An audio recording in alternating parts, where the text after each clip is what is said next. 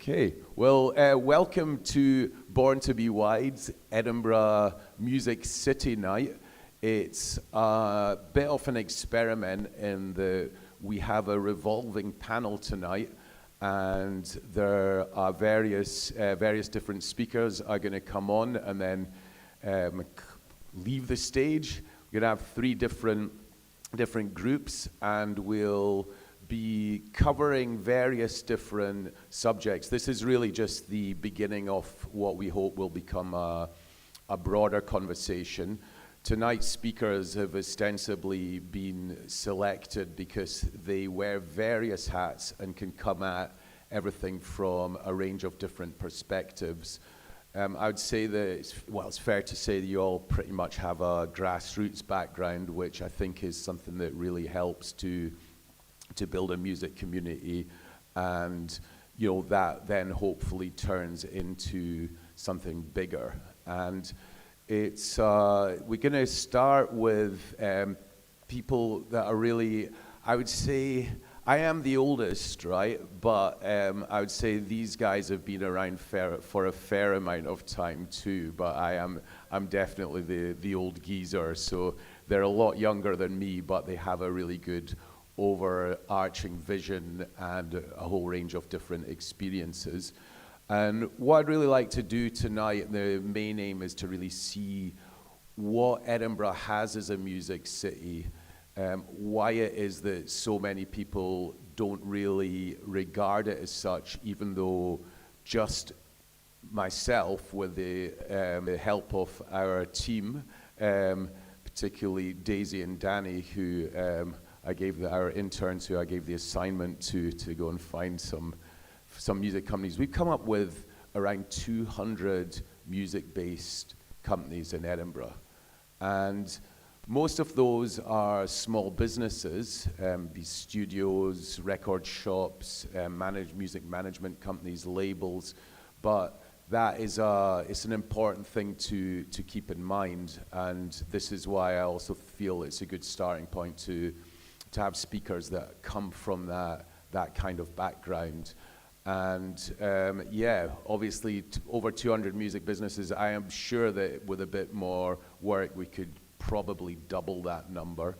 And that's on top of thousands of musicians, DJs, producers, music makers. So I think that's a really important point to underscore here.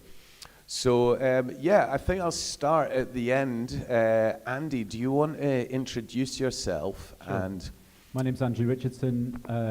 I've been working in and around the Edinburgh music scene since the late 90s.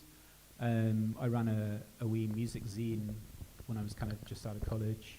Have been involved with Fresh Air FM as well, actually, through college. And got into really DJing, putting on events. Ran an event called Trouble that became quite successful, toured a bit off the back of that. Then decided to try and start a label. Got involved with running a small independent label, worked with a local band that were going places at the time.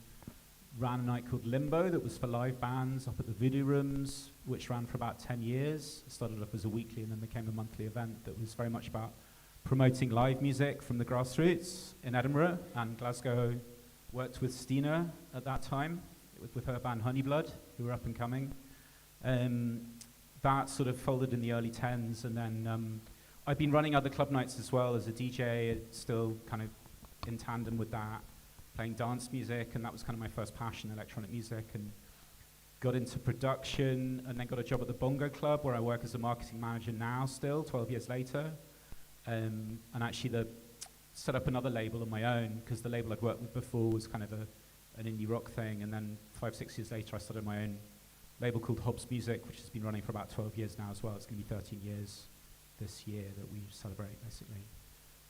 In the last few years since COVID, I've got involved with running more events at the Bongo again as a promoter, and DJing a bit more again, having had a bit of a sort of hiatus, having started a family and got married and all that sort of thing. So everything kind of dovetails for me. It's all sort of part of a package of working in music, and it always has been, and trying to find a way to make a living in quite a small city that isn't really necessarily set up for a lot of music professionals, or certainly wasn't when I got into it 25 years ago.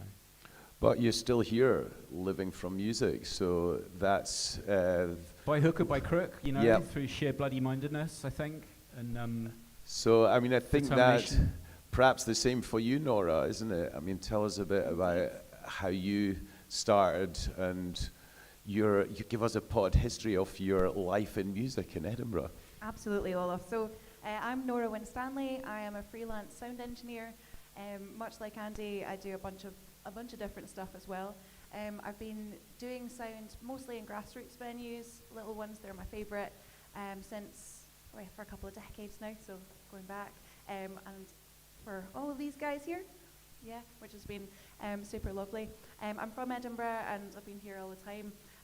It's so fun to talk about it as a music city. I do other stuff as well, so I play a bit in bands, but that's just for fun. The desk is what I do mostly. And I also kind of veered out into working with young people. So I started working for a group called Totally Sound with young people, getting them into bands, basically, getting them to... Someone's nodding, yes. Helping them to use music equipment and stuff, and giving them performance opportunities, and getting to record and video things as well, which is loads of fun. I also do quite a bit of work with younger kids in primary schools around Edinburgh, so I'm kind of all round and about, but I'm still doing sound because it's something I love just so much. It's also worth mentioning, because I'll forget otherwise, on Saturday, as part of our local events project, we've got a day that Nora's working on, which is basically setting up for live. So if there's any musicians who are at an early stage and still and feel that they've got some stuff that they need to learn, it's got everything from setting up to communicating with sound engineers. Pardon? Yes, this Saturday in here. So that's part of our off the record youth strand. So yeah, you can ask me or Kit about it later on, but I thought I'd mention it while I remember. Aki, you're a bit of a musical veteran here. You're on the stage rather than behind the desk. Very much so. I spent a lot. Say what?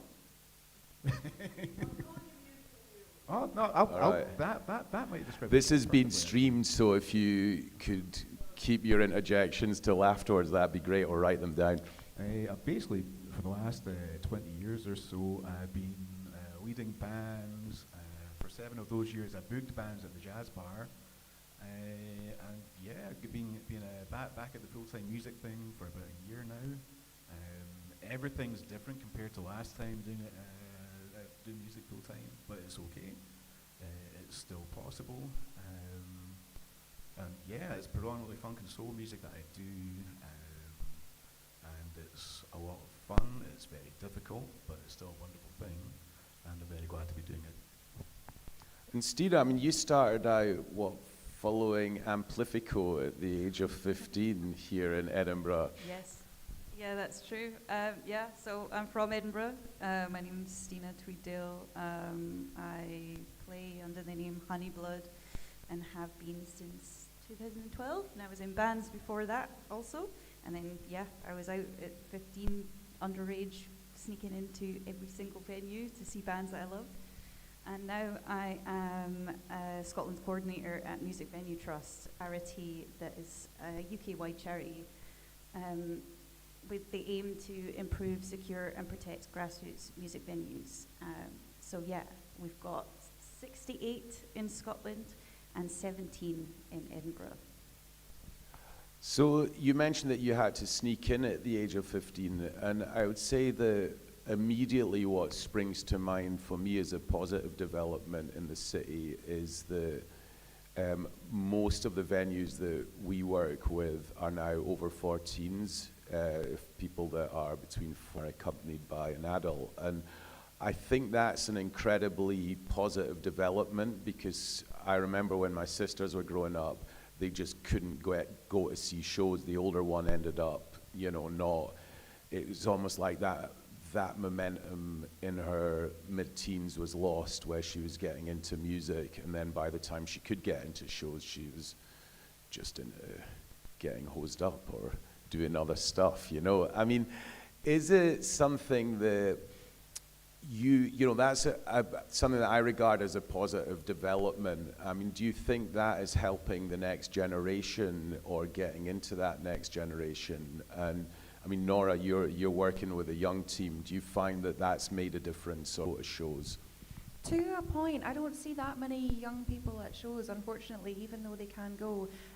Across the road in the depot, where I work quite a lot, we can have young people in, but licensing only lets them be until 9 o'clock. So there's always a bit of a mad rush to get them out after that. And even, you know, especially if they're playing as well, I've seen quite a few times where bands might play, but they might miss them which is a real shame. When I grew up, things were quite, quite different. So I was working in bars. I worked in, I can't even remember what it was then. It was Mercado's for a while, Electric Circus for a bit, when I was about 14, sweeping floors and collecting glasses, because you could then, and the Jaffa Cake. And that was great, because it got me in to see lots of bands like Jesus and Mary Chain, and Mogwai, and Delgados, and all those bands when I was, far too young to be going to see them, which I don't think you can do now.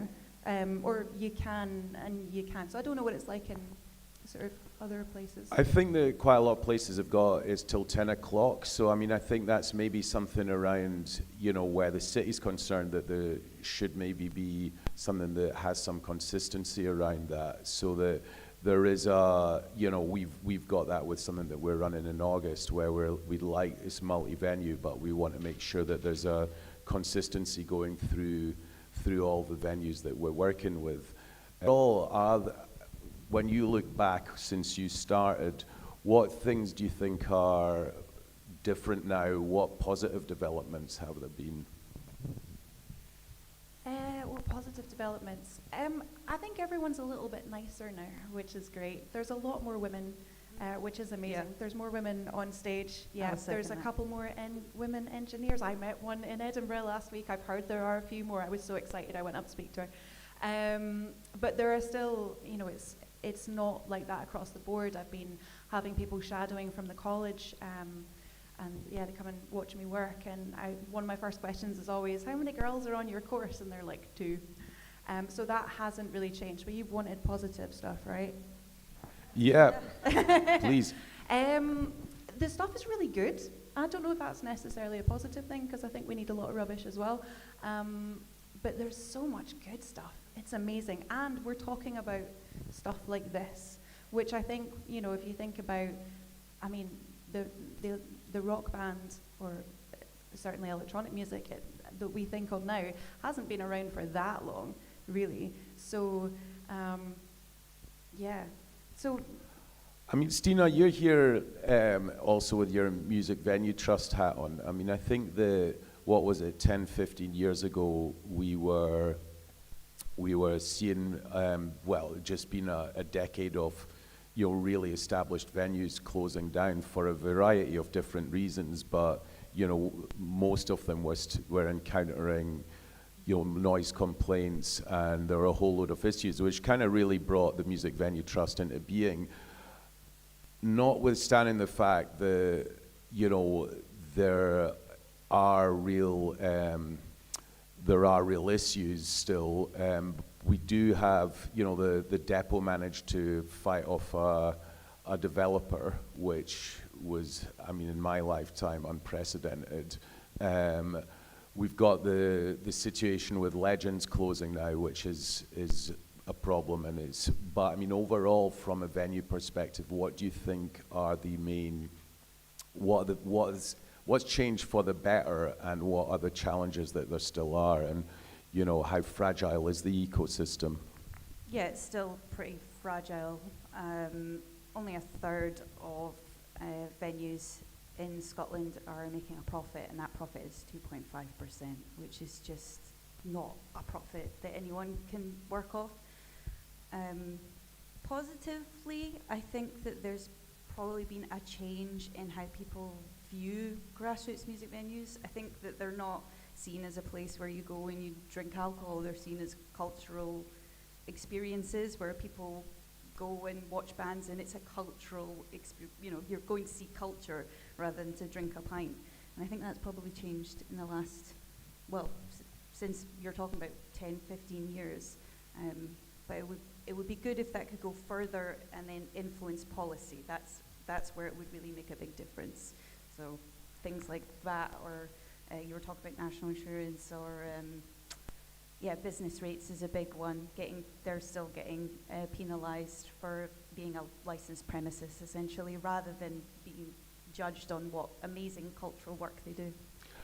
I mean, how could that shift from, say the Bongo, which, was set up as a charity, essentially, like out of the blue. So, I mean, are there any things from that perspective that you feel make a difference, or that can help, basically keep some longevity and secure your position? I think the thing that would potentially make a really big difference for venues like the Bongo Club and the people who work there, promoters and so on, who are running events there, would be to have more flexible licensing hours and an option over closing later. I think, as I understand it, quite a few clubs in Glasgow can stay open until 4 a.m. as an option now, freely of their own choice.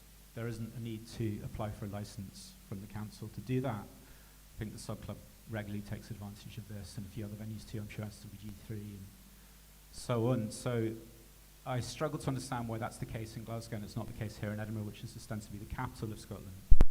And it used to be the other way around. I mean, when I were a lad, right, many decades ago, you could go out till 5 a.m. Pretty much standard club hours were 5 a.m. and then you could still get up to millionaires for the last hour. And that went. There was a decision, I think, largely down to the policing bill, which we maybe have to come back to later on as well, because that's back in the news. But it was cut right back.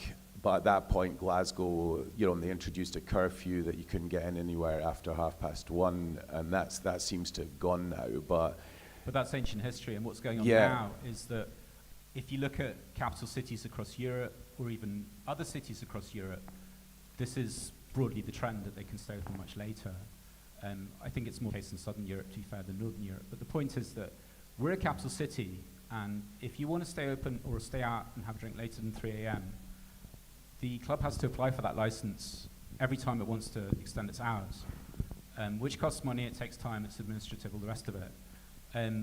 Obviously, the promoter ends up footing that bill if it's the promoter's event that's happening that extends the license. But the point is, it won't happen very often. And there's recently been a change at the council level where there seems to have been a bit of a rollback, because a year or two ago they were offering more of these late licenses more freely across the board in quite a few events that were running until 4 or 5 a.m., especially off the back of COVID. And I think there was a belief that off the back of COVID, we should let people have a bit more freedom just now. But that's been rolled back recently, and it's become a bit more strict, and I'm not quite sure why that is, but it does feel like we're increasingly feeling like a retrograde city here compared to the rest of Europe, or Glasgow for that matter. So yeah, why does Glasgow get You did say Glasgow. Can you do me a big favor? Just stop. Yeah, thank you.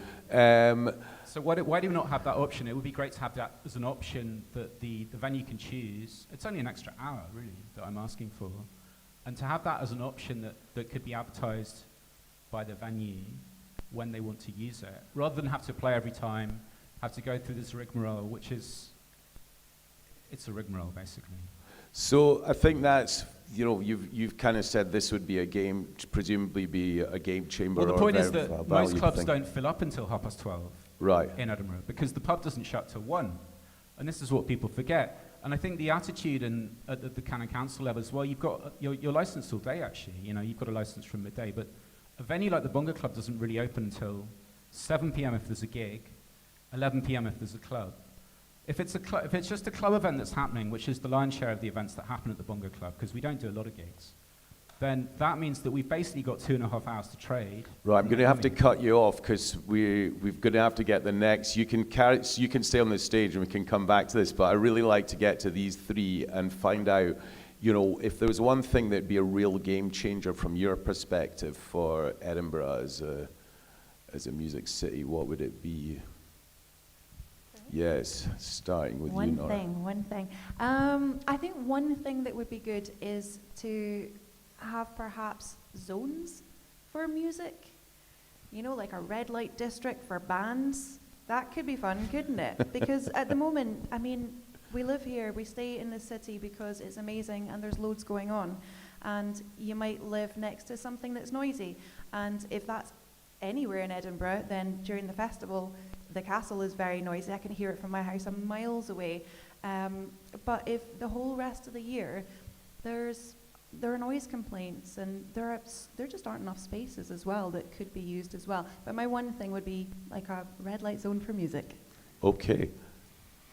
Aki, what would make a huge difference from your perspective?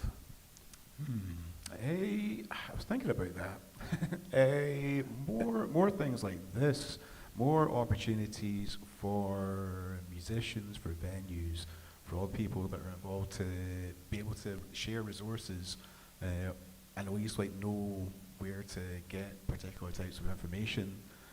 There are lots of things that can help us all along, things like funding, for example. Right, that's one good thing I was going to say around, because I went to an event a few months ago and I heard the word funding used many, many more times than music, right? And we had a panel here in November with collectives who are all doing this, finding ways to do it without, Creative Scotland, for example. Yeah. So I think, we could come back to that, but, then take out the magic money tree. What kind of, what could potentially make a difference? Hey, oh goodness. I actually was speaking to Andrew about a small tour I put on, not last year, but the year before for one of my projects. And there were plenty of there weren't too many resources available at the time for me to find all the information that I needed to be able to book it, etc. I did a lot of it on the hoof, and considering that 90% of my gigs have been in Edinburgh for the last 20 years. So while you ponder that, Stina, do you want to? I think you'll probably have a pretty succinct thing here. I think Edinburgh is in an incredible situation right now that's not like any other city in Scotland. That I'm not going to say there's a magic money tree, but there is money available earmarked for culture, and I would like to see that money go into the grassroots and make sure that there is a part of that that's spread fairly within grassroots that a lot of the time gets left out, and that includes all of our incredible venues here and also all of the incredible musicians and artists that probably feel the same in this room. Okay, well... did I say it was a visitor levy? Did I say that? Yeah. Yeah. That is, I think that's something that we can also come back to, and I think it is worth, it's really worth emphasizing that grassroots dimension, because obviously the big shiny projects or,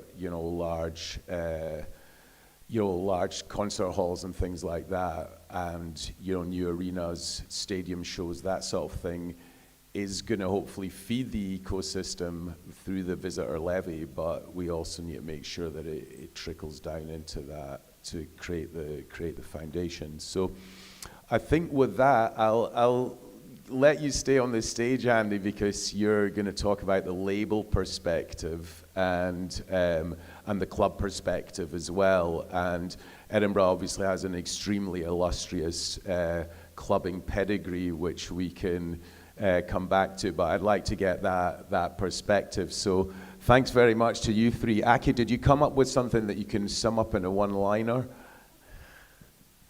No. Okay, I'll invite you back in a bit, and if you come up with something.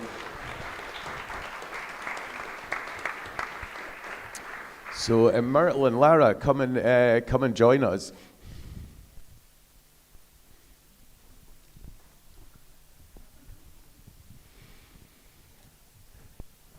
So, do you want to start by introducing yourself, Lara? You do wear many hats, and I think you both do. So, again, you're very much in fitting with the overall theme that unifies everyone who's speaking tonight. Okay, so, hi, I'm Lara. I'm from Dundee originally. I moved to Edinburgh about 4 or 5 years ago. I am a DJ, promoter. I have a radio show on EHFM. Shout out to EHFM, love you guys. I work for Paradise Palms Records. I've been doing some A&R just this year. It's all very new to me, but it's very exciting. And I also do some freelance work with Resident Advisor. That's me. What do you do for Resident Advisor? I am the city manager for Edinburgh, so I basically represent the city to RA, which is really nice. Excellent. So there you go. Like Edinburgh has an ambassador. I like it. Great, Myrtle. What do you do? So hi, I'm Myrtle. I'm the club's editor for the Skinny, and then I'm also involved in community radio. So I'm a producer at EHFM, and I was a producer at Radio Buena Vida in Glasgow, and I also have a show on EHFM. And yeah, I DJ as well. Yeah, that's pretty much it. So I think you can't really, I guess you can't emphasize enough how much the electronic music scene in Edinburgh and the DJ scene has actually been instrumental in the city's music history. I mean, dating back to the 80s, and on the electronic side, the band Finney Tribe were, at that time, one of the most sampled bands when Acid House came out. Keith McIver, who then became famous for Optimo, but even before he started Pure, was doing a night called UFO. There was a really, really strong electronic music scene here, but that also kind of converged with the gay scene and the goth scene, because with it being a small city, it meant that people came together. And I think that that has been, I think to a degree, that mantle was picked up by the Bongo Club in the 90s with the original bongo in the old bus garage and stuff. And I think the bongo's moved twice, hasn't it? And the idea that a club could survive 2 moves shows where that mobilization of the community really came into it, because people didn't want to lose that. I think that's a really interesting, historical point to make. But I'd like to bring you two in, because you're kind of new to the game, well, compared to Andy at least, right? And about Edinburgh's club scene, and what role does that kind of general ecosystem with the EHFM, for example, with the Skinny, with these kind of different things in the city that are connected to the clubs, what roles do they play in the general sort of ecosystem? Well, going from EHFM, I think it's having a radio station where people can regularly show what they're listening to, create something, archive something. I think that's a really, really significant thing to have as a city. It's also lovely just being able to tap into whatever's going on at the moment, and there's always someone in Leith who is playing great tracks. It's a lovely thing to have.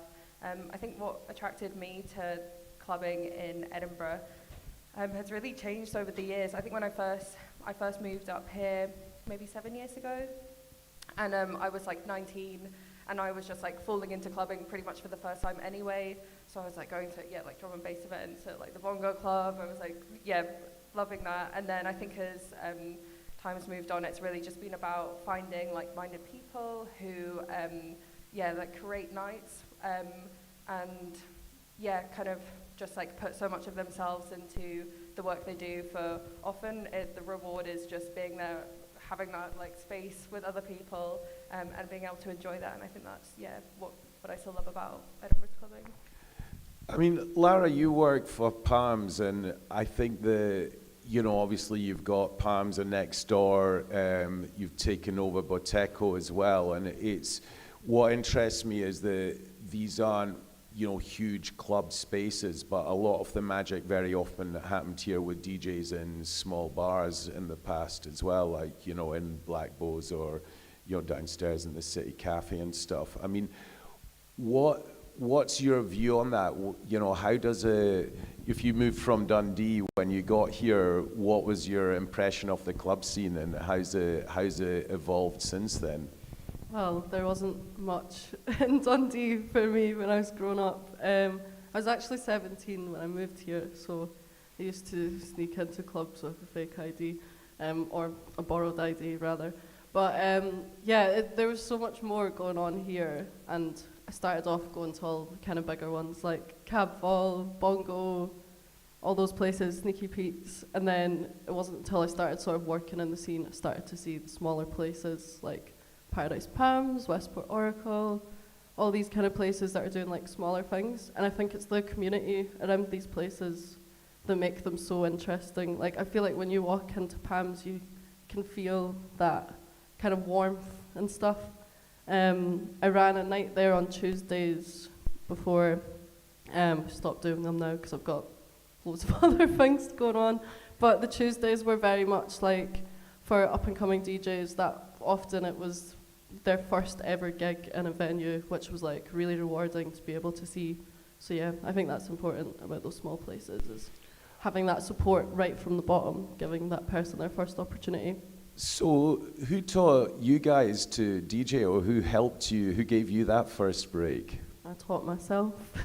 Right. I bought a Newmark party mix off of eBay for £40. It came with these really awful Logitech speakers, and I just sat in my living room and taught myself, and it was awful to begin with. I used to try and record things and listen back to them, and then after the first transition I would delete it and be like, this is the worst thing I've ever heard. What about you, Myrtle? I had a flatmate who showed me years ago, and that was like, just like the very basics. But actually, it was quite a shout out to Fina from EHFM because, she, when I got my EHFM show, she kind of like, I couldn't really DJ at that point. I mean, I couldn't, and I think she booked me for Sneaky Pete's for EHFM's club night pretty much before I could DJ, and I literally spent a month just like, nose to the grindstone, learning how to do like the bare minimum to get me through that night, and it was amazing. I mean, it was like, it really was just such an incredible experience to have, to be playing at one of it's one of the world's best clubs, as someone who really did not have like a clue what they were doing, which I'm saying this like EHFM's bookings are great. This is not a reflection on them, but yeah. No, I think though it's a really valid point, because the first person that ever booked me a DJ, I was like, I've never done it before, and he was like, oh, it's fine. I like your tunes, I like your taste. So he's one of the few people that does, but it was interesting because it was almost like, just bash on, if you make a mistake, it doesn't really matter. Everyone's going to be drunk anyway. And this was in Norway, not here. But I think that those sorts of things are really important. And I mean, even thinking back to, Keith from Optimo and Pure, he won basically won a slot at a club, really small club. And they were like, do you want to start the night? And that's how it starts. And I think those opportunities are really important. It is quite often, I think, that people believe that you just go from, nothing to 2 years later being headlining huge things like Tomorrowland or other massive electronic music events. And I think that, again, going back to that role of the small clubs and the small venues, I mean, when the Electric Circus closed down, I mean, my business partner, Michael, he was a booker there. Tala, who's now the music editor of The Skinny, was a booker there. There were all these, there was reps. There were so many people that came through that system. because it was a small space, but it helped new bands, but it also helped all the talent that comes around that. And I think that's why it's so important to really emphasize that. And I think that brings me on to the other point where, you know, obviously both of you have mentioned EHFM, so you've got the media side of it, you've got the skinny, so you have these two different outlets that are helping to promote that scene. But on top of that, then, in terms of talent development, you've got the labels, right? So, you know, tell us a little bit about, you know, Hobbs Music and how that fits into the, you know, promoting local talent and giving exposure to new acts from the city. Well, I think I've got a bit of a question about EHFM regarding what you're just saying, actually, which is EHFM not entirely staffed by volunteers? I think there's a couple of like part-time members of staff, but it's predominantly volunteers. So that's a very fragile ecosystem, and the experience that I have as a label owner is obviously very similar. It's an extremely difficult thing to run a record label, make any serious amount of money these days. You know, you can't make a living from running a label unless you're doing something spectacular, or you're extremely lucky, or you've been doing it for a very long time and you've really nailed it.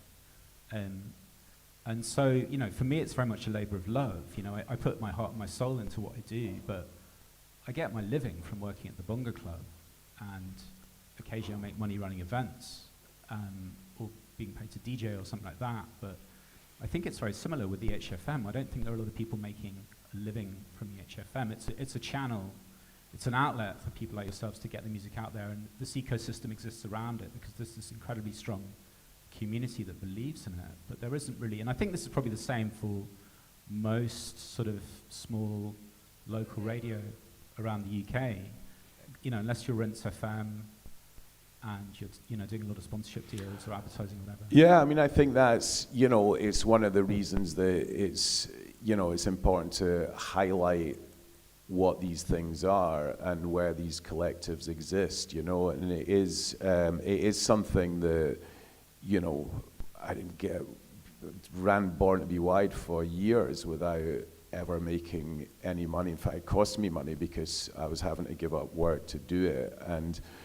But eventually there is that whole dimension that, you know, the strength is actually in the community, and you've mentioned that, but the fragility, I think, also comes from the fact that if something does go, one part of that equation is suddenly finding itself having to fight a legal battle, or having, you know, something like the pandemic coming up, or you then learn that actually this is really, you know, people are like, well, I can't run it and fight a battle, you know, I can't, you know, be around a venue or something like that, you know, or they can't continually do that. I mean, I think, though, going back to my question around developing new talent with, you know, how many of your artists that you release are from Edinburgh and from the city? At the moment, I would say there are 2 or 3 acts who are from Edinburgh, not including myself, because I'm an artist on my label as well, working in collaboration with others, but primarily there's Sarah Shawn, who are a band, and there's ostensibly a 3-piece, kind of the core members of the band creating the music, and then they go out as a 5-piece as a full live experience, and they've been on the label since spring 24, and then there's Exterior, which is a solo artist, although he's got a kind of splinter project now with a live drummer, which is growing arms and legs, and I think potentially going to really take off for him. And then you've got that, you see, I've seen Exterior and I've seen Sarah Shawn, right, and I've seen them at other events in the city, and I think this is what I'm kind of driving at. You know, that circle broadens where, you know, all those different parts support the others. And I mean, Lara, this is, you know, interests me with you because you're now A&R at Palms Records, and, you know, I've been an admirer of the compilations that Palms has put out, and it's, you know, I've been amazed that a lot of these artists are actually here in Edinburgh, that, you know, they don't kind of intersect with my world, even though, you know, I write a column, and, you know, I like to try and be across what's going on here. And this is what I like so much about the label. I mean, how do you find the talent, and how does it work, and how does it, you know, do you discover the talent through the different club nights, or is it people now getting in touch with you and going, I've got this coming out? I think there's been a mixture. I think coming into it, I already had a lot of ideas because I knew a lot of people kind of quietly making really good music, but were quite shy about it.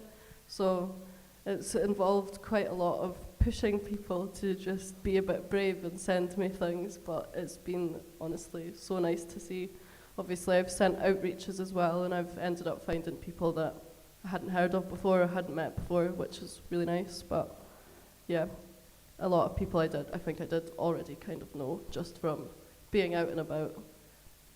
I think what Palms is doing with the Paradise, the Bonnie Tropical compilations, is a great sort of potential springboard for a lot of artists. It's not, I mean, I haven't really done anything like that since I started the label and had the sort of idea to do various artists kind of releases, but it is quite hard to sell records like that, I would say that, and I think it is easier to do that in the digital sphere, which I think primarily where those go out now, isn't it?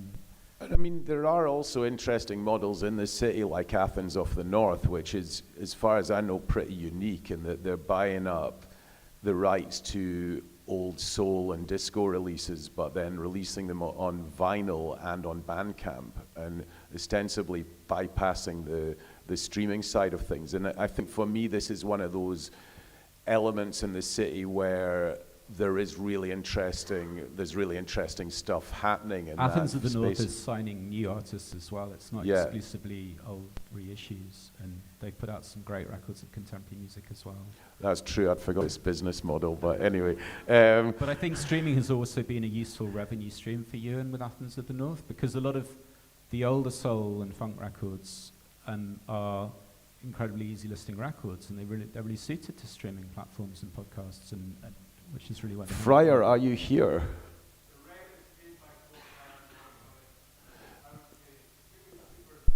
So streaming is important. I stand corrected. It's just because he used to be at the end of the office at the end of our corridor, our office, and I just saw their place was just full of 7-inch singles. But yes, that's now, by the way, occupied by a music business that does the websites for Biffy Clyro, The Cure, and Kylie. So, you know, a music business that perhaps wouldn't necessarily spring to mind, but that's actually doing work with, you know, world famous artists in an office in Leith. Myrtle, before we're going to have to do another churn with the speakers, but what for you, from your perspective, knowing what you know about Edinburgh, having that overview, what would be if there was one thing that'd be a real game changer other than like a huge chest full of money, what would it be? So I think from my perspective, I think especially for clubs, one of the brilliant things about Edinburgh's music scene are the promoters. And I think it's not just about putting on a club night. It's not just about having like a promoter who books people. It's also about having a promoter who has a vision, who might have a friend who does graphic design, who has a real kind of like cohesive idea of what they want to put out into the world. And I think it's really, really important that people have the space and the kind of nurturing to be able to let their creativity out into the world. So I think like, and I know there's no magic money pot, but if there was some way that it wasn't such a sort of, I mean, I think for promoters it's just a financial risk basically, and it's a creative risk as well. So I think lessening one of those things, if it could just be a creative risk and not a financial one, that would be amazing. But yeah, that's also a hopeful. Lara, what especially from a label perspective, what do you think would be really helpful for you in the city? Because I mean, another thing that I think is a positive is that there are a lot more record shops than there were 15 years ago. I mean, the vinyl boom or the vinyl resurgence rather, has actually been, and I think also good customer service has played its part in this, let's say.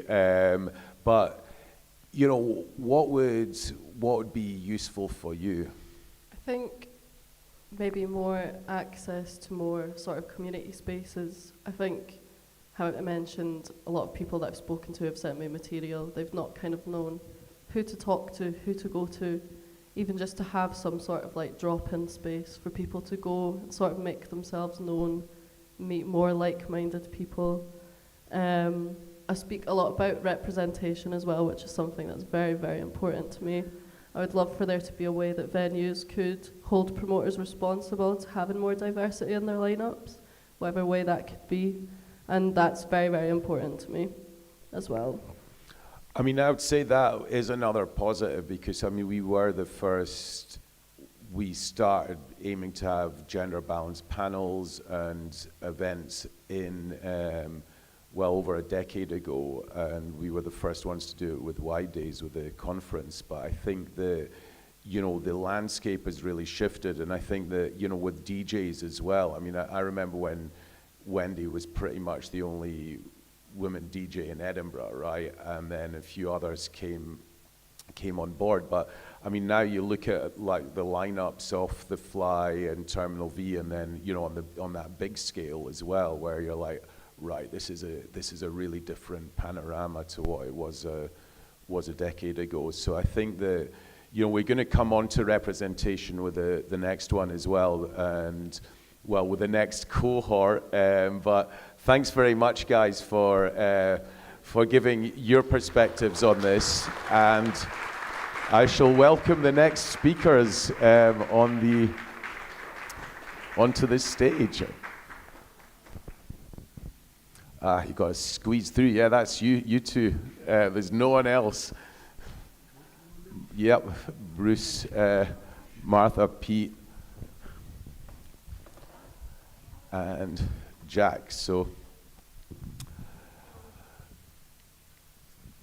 I want to cover the development. We've already started speaking about that on the previous panel, but I think there's a thread here, and we've you know, from you know, the Tinderbox Orchestra, you know, obviously the education side of things, and you know, Martha, you as a musician that has a perspective from having lived in Glasgow and then moved, you know, back to Leith, and it's, you know, it interests me to find out what your kind of view of it is and what your vision is. And also tonight was, you know, everyone who bought a ticket for tonight, thank you, because I'd say the most underrepresented people in music are people with disabilities, and I think for that reason,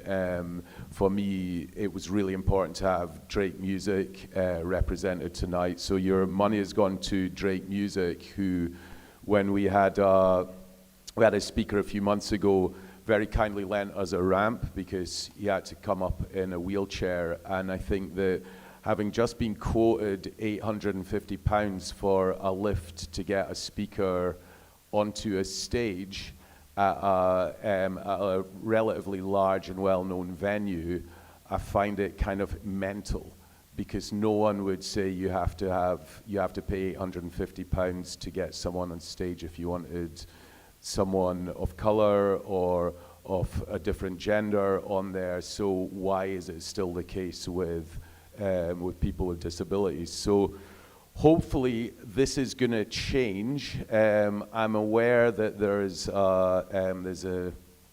an access dimension to the visitor levy. The Music Venue Trust is also doing some things in that space.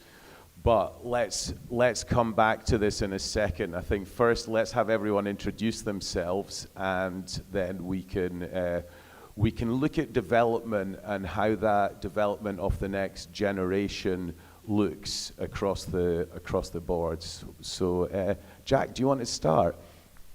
Yeah, sure. Hi everyone. My name's Jack. I moved to Edinburgh when in my 20s, probably, I was a musician here for 5 years and played in lots of different bands at the time.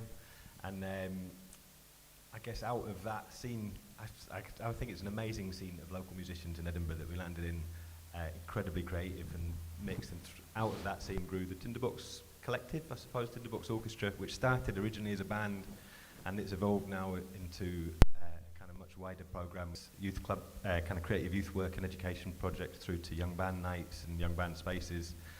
And we put festivals and events on, and generally try and bring everyone together into creative projects as much as possible and try and knit them together. So yeah, really enjoyed actually hearing about all the creative activities that's still going on in all these small spaces everywhere, because we were surrounded by amazing local venues, I've got to say, at the same time. Brilliant local venues, really great DIY culture. Hidden Door Festival, Kelburn Garden Party started the same year that Tinderbox started, and everyone seeing all this stuff around you, which I think happens all the time in Edinburgh, is such an inspiring force, and good to see it still alive.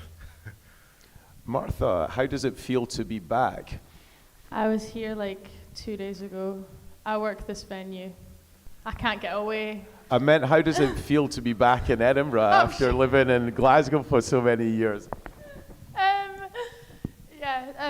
Sorry, my name is Martha. I make music under the name Indoor Foxes.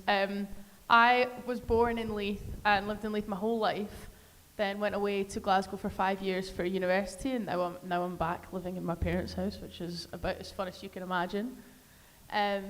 It's been a real experience, you know. Some moment is, I feel like I'm part of the Glasgow music diaspora, and that like my career came together in Glasgow, and through, you know, I'm signed to a label based in Glasgow, my band work in Glasgow, my manager's based in Glasgow, my agent's based in London, so she's no help. But yeah, I'm just sort of trying to tackle the train fares and all the traveling at the moment. But being back in Edinburgh is pretty great. It's really nice to be back in my hometown, and I also have the privilege of working for the Bongo Club and obviously here in Leith Arches. So yeah, lots of stuff. So, Lots of stuff.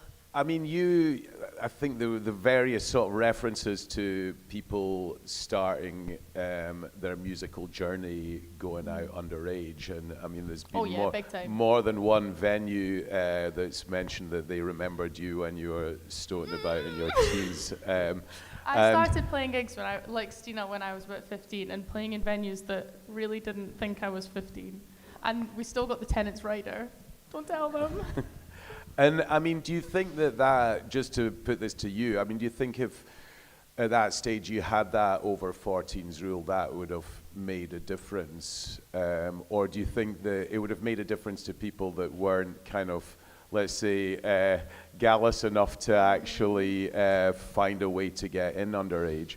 I'm a big fan of the over 14s gigs, and you know, I've been a beneficiary of that. You know, my first gig I went to when I was just 14, I went to see the Staves at the Fruit Market with my dad.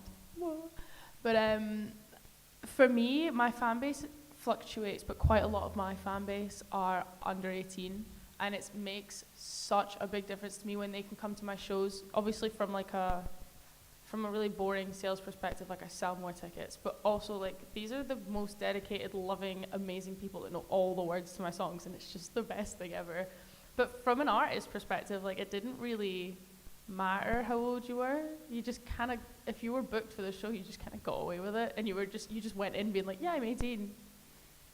And as long as you didn't drink too much, it was like, yeah, okay. I remember I played, oh my God, I'm gonna dox myself.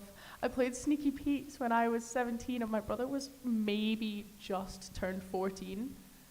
I don't think that was an over 16s venue at the very least. And I was like, yeah, we're twins. And everyone believed us. Wow. That was obviously a long, long time ago, and it wouldn't happen around these at the days, same time you know. that I totally wasn't sneaking into Bongo. So, Pete, can you introduce yourself, and then we'll, and then Bruce. Yeah, so I'm Pete from Drake Music Scotland.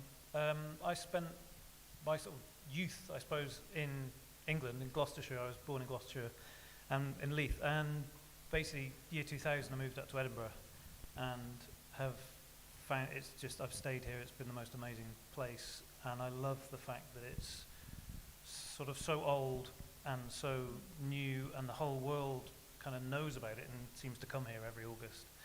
And basically, since I moved up to Edinburgh, I've been involved in music education, music, kind of working with people that maybe can't get involved in music. And so I've worked with the Scottish Chamber Orchestra, and I've done lots of stuff with early years, the rhyme time and that kind of stuff, teaching librarians how to sing all over Scotland, which was quite a challenge. But for the last 20 odd years, I've been working with Drake Music Scotland, and our main mission really is to find ways to give people with disabilities opportunities to make and perform music. And one of the reasons I love Edinburgh is because it's got so many fantastic buildings, and it seems to have all these different levels and hills and stuff. That is also a complete nightmare for wheelchairs. And I suppose that's the one thing about Edinburgh that is a challenge, is that idea of just getting around in a wheelchair, and that's kind of, I think we could help.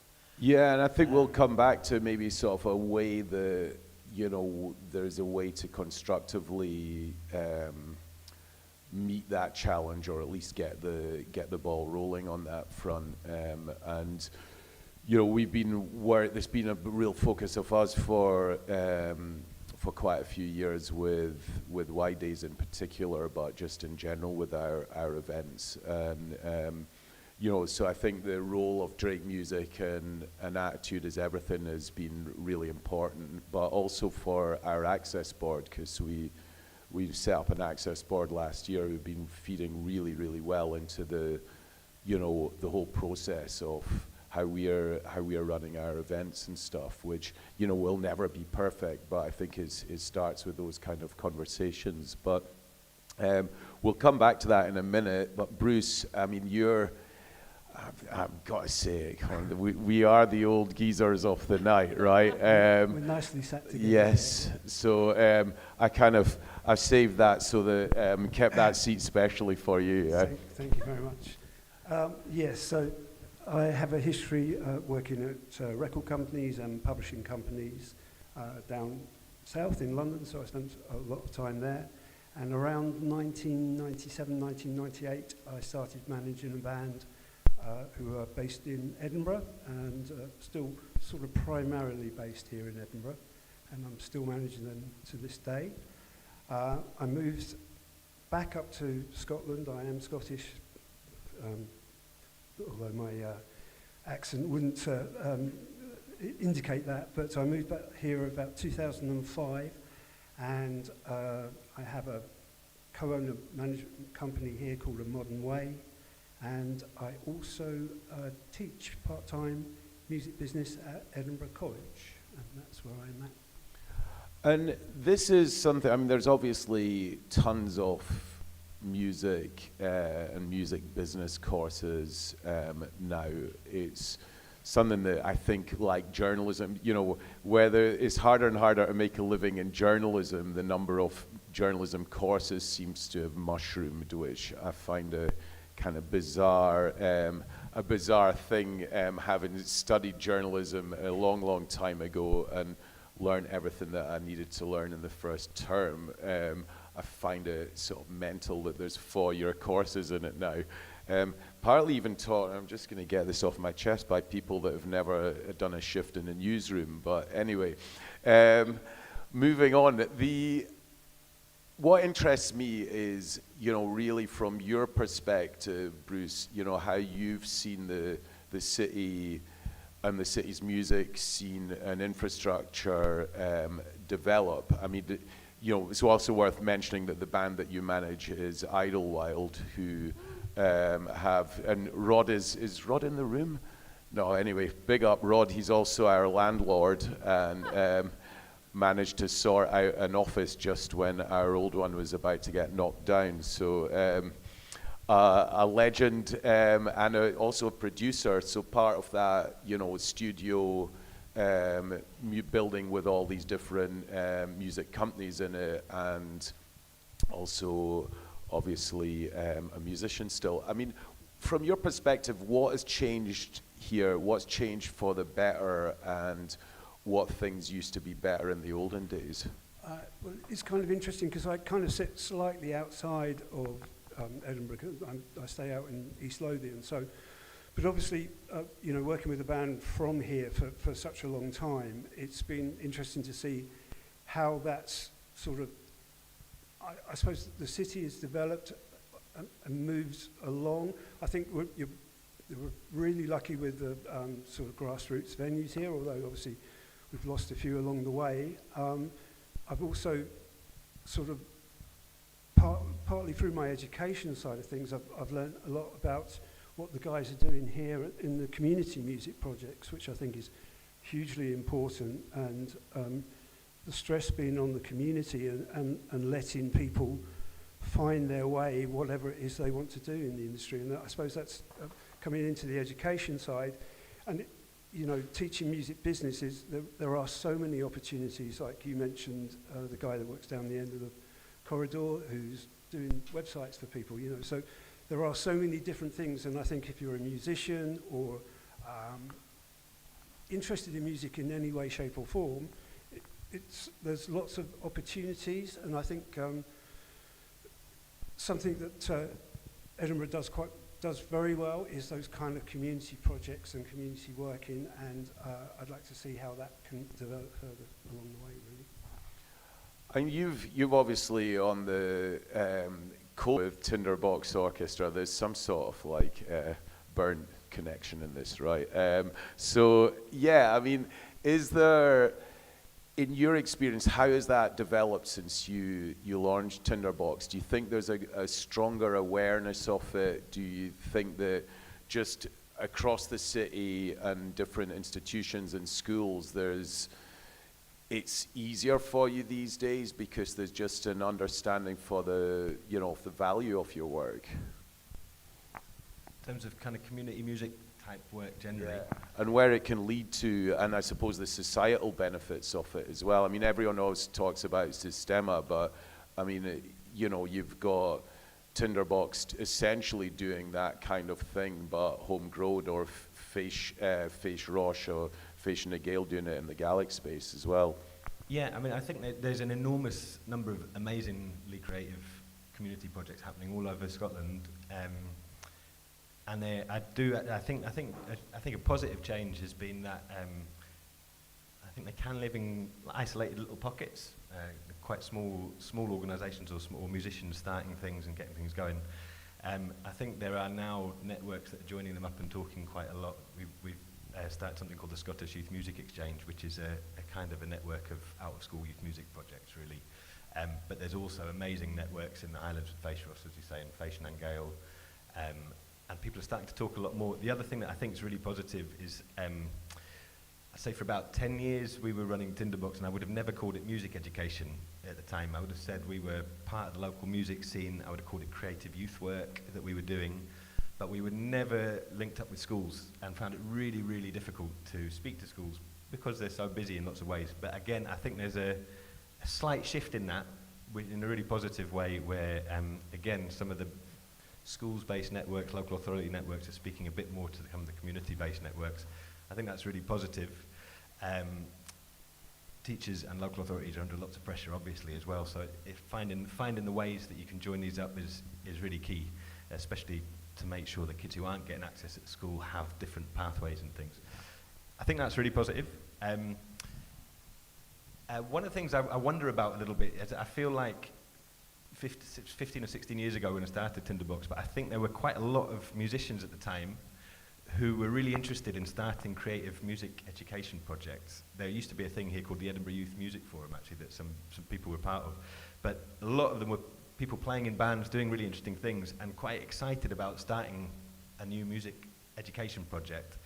And I wonder, I always push lots of the younger musicians who are working with Tinderbox to try and start their own thing in different spaces, because more people need access to this, and there are some brilliant musicians who are able to do it. But I wonder whether it's becoming a bigger risk. There's more responsibility, there's more red tape, there's cost of living crises and things like this. Well, I wonder this too, because I wonder if that really is a thing, because, everyone that was talking about their music collectives that we had in here back in October, which was the first event we did as in the local events fund, they're ostensibly, you know, younger people, as maybe someone that was over 25 or something, but I think most of them are really young and they were just getting on with it. And I think that I think this is one of the challenges that I see is that, you know, I can go to an event, and this is why I was quite hardcore about the not shaking a magic money tree, because quite often the word funding comes into it before the creative idea. And I think that, you know, obviously long term, if you want to develop something, you need to have money, or or just have another income that allows you to run something. But I think that idea of creativity is, is the sort of mother of necessity, is the mother of invention. And obviously you can't do what you do now without, money. We can't do it either. But, I think having done Born to Be Wide Nights, there's ostensibly no money for well over a decade. It's still possible, I guess what I'm doing is putting out there is that I think there is a lot of creativity happening, and there are a lot of things happening without, loads of money. But I do find it interesting that you've got this problem, and I think it's also remarkable that you've managed to get schools to engage with what you're doing, because we have an event called Off the Record, which Michael and I launched in 2013. Kit now runs it, but the whole idea was to get the young team in, people who wanted to, under 26, who wanted to work in music, and just teach them everything in a day that no one was gonna tell them how not to get ripped off and how to get on with it themselves. I mean, Martha, you've interacted with, let's say, with Off the Record, you've worked with it and stuff. I mean, from your perspective, did you feel there was a barrier to bashing on with what you do in music because you weren't funded, or? I think that's a bit, for me personally, I find that a little bit of a fiddly question, because candidly, I saved up all this money myself and I worked incredibly hard, but I did 21 shows across the UK and the north of Europe last year, and I lost £10,000. And I couldn't name another artist that I know that without their family or funding could afford to do the same. And I got incredibly lucky with a job opportunity that just happened to pay really well, but that I then had to quit to be an artist. So it's difficult for me to sort of say from like, without being funded. But I think it's a really good point, and it puts it in perspective as well. Ultimately, I was funded. I was just funded by myself and by my day job. I think for me, it comes back to the talent development program that Wide Days runs for me. And I had the absolute privilege of being a talent development artist with Wide Days in 2025. And it's something worth looking into if you're an artist and you're looking towards 2027. It's the sort of thing that if you're sort of at the stage where you maybe have a manager, it might be the right kind of thing to look at applying for. It's been an absolutely outstanding opportunity for me that's taken me across Europe and has put me in front of agents that never would have known my name. But I do think it's important to note that I have been part of the arts scene or the cultural creative scene for a very, very long time. And at the age of 14, I became a national youth arts advisor with Creative Scotland and Young Scot, and that opportunity doesn't exist anymore. So a lot of the information and a lot of the knowledge that I gathered through my teen years, these opportunities aren't there anymore. And I think that there is a bit of a lack of opportunities for children and young people between 11 and 18. Because we're seeing once you hit 18, there's lots of opportunities. Like, you're obviously Off the Record offers for 16-year-olds, but Wide Days and these really meaningful professional development opportunities tend to come when you're an adult. So open to everyone. I mean, like, anyone can come, especially, and over 14s for the evening shows. But I take your point. I mean, I think that... No, absolutely. It's not about accessing it. It's about, like, being part of the opportunity, I guess. And the same goes for entry-level jobs. I'm applying for entry-level jobs right now. I'm 23 and I'm struggling to get them. And I've got decent experience. So I can't imagine how someone who's maybe 19 or 20, fresh out of college, fresh out of uni, is feeling that maybe doesn't have the experience that I have, because the opportunities don't exist now for them.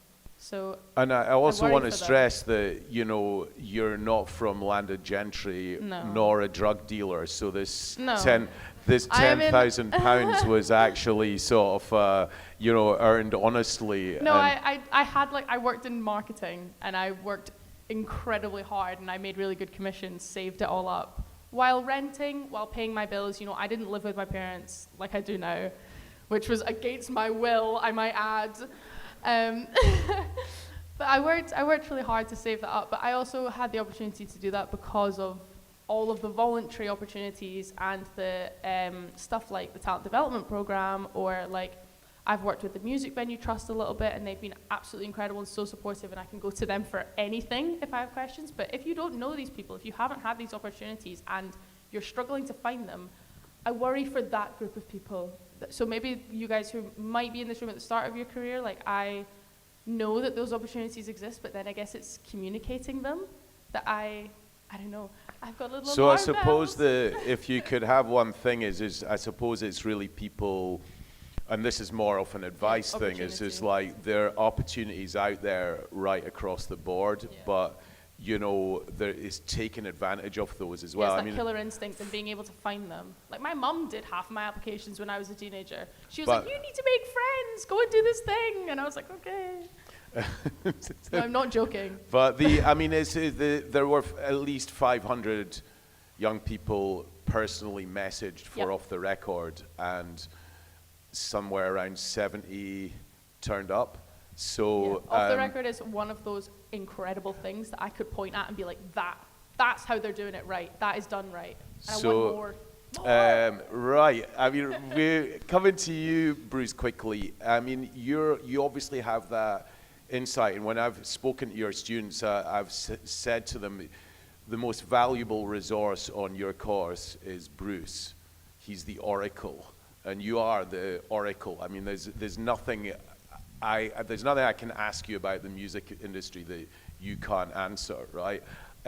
So you've seen that, you worked in the educational space, you see the students, you obviously still active in the actual music industry. What to you is, if there was one thing in, let's say, the formal education sector that you would like to see change and that could change things for the better, especially in the context of Edinburgh, if you can, what would it be? Yeah, well, I've been thinking a bit about this, and one of the things is actually having more opportunities for people to do like an apprenticeship in some way, shape or form as part of the college work. And it's just really difficult to get placements because it's time, it's money for somebody. I know you're kind of keeping away from that money thing, but you know, most of the companies here in Edinburgh are small, you know, so you don't have the time or the money side of things to kind of offer these opportunities.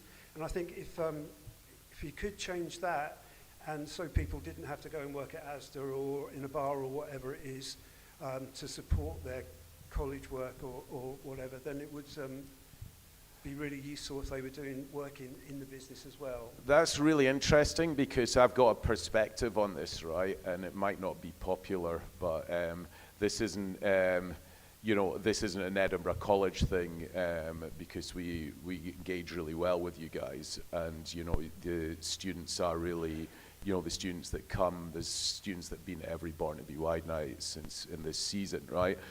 But it's really hard from that financial perspective when, you know, you're running a company on fumes, you're the last people to get paid, you're taking all the risks, and someone on, you know, 50 grand who's in the pub by 5 p.m. is going, oh yeah, going to the students, can you take on our students? And it's like, well, you know, we want to, but it's also a developmental thing, and most companies I know do that because they see, you know, they see the importance of it and see the need to be developing the next generation. And I'd be good to big up the council on this, because as our grant we said that we'd run an internship. Now this is not an expensive thing to do, but it's really important, and I think that we could make our minds up. So we did 2, and then we keep giving Martha other work. She's a bit she's a bit really too old to be, well, not old, but you're too advanced to be an intern. Too old. I But had my first wrinkle the other day, please. but the point is that I think it's a really good suggestion, and I think that finding a way to actually do it so that there is an exchange, it doesn't have to be financial, and we wouldn't have a company now if we hadn't just learned about that barter. It's almost kind of the community dimension of a non-cash transfer, but where you'll get the college will get you training, which they did in the pandemic, which is quite useful, or there's other things that but there's some sort of exchange that helps keep the ecosystem afloat in that way. You can't keep an ecosystem afloat, but you know what I mean anyway, like sustain it. I also think that Wide Days deserve a lot of props and kudos for paying their interns, and they always pay me when I do work for them, and they always pay their artists, and they always pay the people that work for them, and that is more than can be said for a lot of places. So I just want to give you guys credit for being a really great organisation to work for. All right, we'll pay even more now, Martha. Thanks double. very much. I mean, Pete, I'd like to, can you go into a little bit, because you're obviously doing, I suppose, like a specialized form of developmental work, which I think is really interesting, in the sense that, you're coming into a space that isn't necessarily covered by the music industry or different initiatives. Can you just give us a bit on a practical level, just a bit of an overview of what you guys do with Drake Music? Big question. I think just actually following on from the conversation, I think you talk about funding and you talk about money. And I think actually what I really try really hard to see it as is one of the most powerful things that happens when we do the good stuff is that there's this sort of energy that rises up, and that enthusiasm, that kind of belief is really, really powerful. And, then what happens when money becomes a worry is that drains away, and like confidence is lost, and anxiety becomes really high. And a lot of what we find at Drake is that there are some brilliant artists, there's some brilliant musicians, producers, people working in the music industry. Most of them have an almost unnatural amount of energy and are maybe, they've just got this ability to sort of do incredibly long hours and work incredibly hard. Actually, for a lot of disabled people, that's not something they can do. They're having to manage their conditions, they're having to really be careful about energy. And so a lot of what we're doing is trying to find ways to help them achieve their dreams, help them achieve their ambitions, whilst kind of making the other side of what they do more possible, and it tends to use more people. So we tend to think of it as more like there's a team around the people we work with. And you talked about a ramp up onto a stage. Just getting into a building is often a major, major thing. But also, actually, for a lot of disabled people, that society tends to kind of not expect much, not expect them to be something amazing. And kids in school, there's this kind of whole thing, poverty of expectation, where kids with disabilities are not expected to achieve things. So actually, a lot of the work we're doing is we're trying to sort of work together with them to help build this confidence. And in sign language, confidence is this seed that's like growing. And the main thing we do is build up that confidence and get them together with other people, get them together with other musicians and mix it all together, and then sort of that benefit of getting all helps. But I think the reality is that most people in wheelchairs can't get into most venues. And there's another, do you know Gig Buddies? Yeah, a big shout out to Big Gig Buddies. Is Sam in the room? They're amazing. So and the idea of Gig Buddies is that a lot of people with support, their support would finish at 5 o'clock or 6 o'clock. And if they want to go to gigs, so you've got a 21-year-old kid wants to go to gigs, their support finishes, they go home and they can't. So Gig Buddies gets together volunteers who like the same kind of music, and they pair them up and they go to gigs. These sorts of ideas are not expensive, they don't cost a lot, but it requires somebody with the energy and the enthusiasm to do it. And I feel at the moment, certainly since sort of 2020 till 2025, there's been this sort of feeling that we've got a bit of a leaky bucket, and our enthusiasm and our energy, and everyone keeps talking about money, and it's not about money, it's about this energy that's being kind of, I don't know, drained away in really depressing ways. And actually, you know, we that energy is not related to money, but it's already been mentioned tonight, you know, making a living and having enough to kind of not have to worry about money, and then you can use all the energy and build it up. And that's almost inexhaustible. And I think actually, as Jack said, this network with people, the way that we can really build connections together is the whole thing. So yeah, we work specialized, but I think all that we're doing is trying to kind of get people into a place where they're showing what they can do, and it's inclusion. That's what yeah, I mean, I think there's the social dimension of it as well that you don't have to ask, and the Queen's Hall actually have a lift to get onto a stage. You lent us your ramp. I've been trying for, I think, 3.5 years to get a ramp into La Belle Angèle, right? The venue are into it. It's the most complex thing. So, I mean, from my perspective, and I speak to a lot of venues, the cost is obviously always a question, but there's also that element of the know-how, the planning system, the different, a whole host of different considerations, right through to the gradient of a ramp. I mean, is this, do you think it would be feasible to have something, work towards having something where, especially in a city like Edinburgh, as you've highlighted, isn't really, designed like a lot of Spanish cities are? Is it feasible to set up some kind of fund where it's not just about the money, it's about a venue could go there and go, look, what can we get someone to give us access advice? Is there someone at the council who can give us the planning advice, so that we're essentially approaching it like we would an emergency exit, or if you're converting something into a space that needs an emergency exit, that it would be treated in that kind of way? I mean, are you familiar with anything like this? Not as such, but I think what you need is almost like a SWAT team of experts with all kinds of different perspectives. Somebody who knows about architecture, planning regulations, a fire regulator. So a lot of the things that we try and do are kind of torpedoed by fire regulations. So evacuation.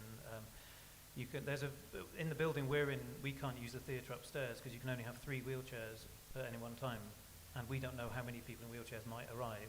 So we can't use that venue because of fire regulations. And I know that there are issues about evacuation, and what it means is that at the end of the day, the people in the wheelchairs don't come. They're not there, and so they're not noticed. I think it requires everybody in the room to feel like it's their problem. And this is often the issue we find, is that people will come to us and say, you're the specialist organisation in disabilities, how can we fix this? And actually, one of the things, the social model of disability is the idea that actually society is actually creating these barriers. And if everybody in Edinburgh, every time they went past a toilet, I mean, this is an accessible toilet here. The amount of accessible toilets in pubs that have stacks of chairs up against them, they've got beer barrels in them, that kind of thing. Man, even walking along the pavement, I generally pull these diversion signs onto the road because some twats put them in the middle of the pavement. But and that's what we need to do. We need to, it's all your problem, and it's all kind of everybody around here's problem. It's not just the person who's, fought against it all their lives. So I think the challenge then, I mean, if there was a kind of magic wand, is this, if I had the magic wand, would you say, right, setting up a kind of something that is like this SWAT team would be your kind of holy grail with this? Yeah, I think so. I mean, the Belle Angèle, if we can, because that's one of the hardest ramps in the city, I think, because it's the gradient, and it comes right down into a busy road, and also it's a concrete thing, so the council have all sorts of reasons why it can't work. And that's one of those things. There's so many reasons why it can't work. So, but, right. Let's try and then I think everything else. We've been trying for a couple of years at least, haven't we, now? Yeah, 3.5, man. It's mad. You did manage to get one put on the stage, though. Yeah. So there are developments. Yeah. I mean, it's not all negative, but it's just I'd like something that's, you know, is a one-stop shop where people can go to get, or venues can go to get everything they there's need. a hotel next door as well, Yeah. and there's a door that I know opens out into the little courtyard. So if there's a way of, I mean, you know, if you could get... Well, to be continued, right. I know that we've really gone over the time, so it's perhaps a bit ambitious to have 10 speakers compressed into a short space.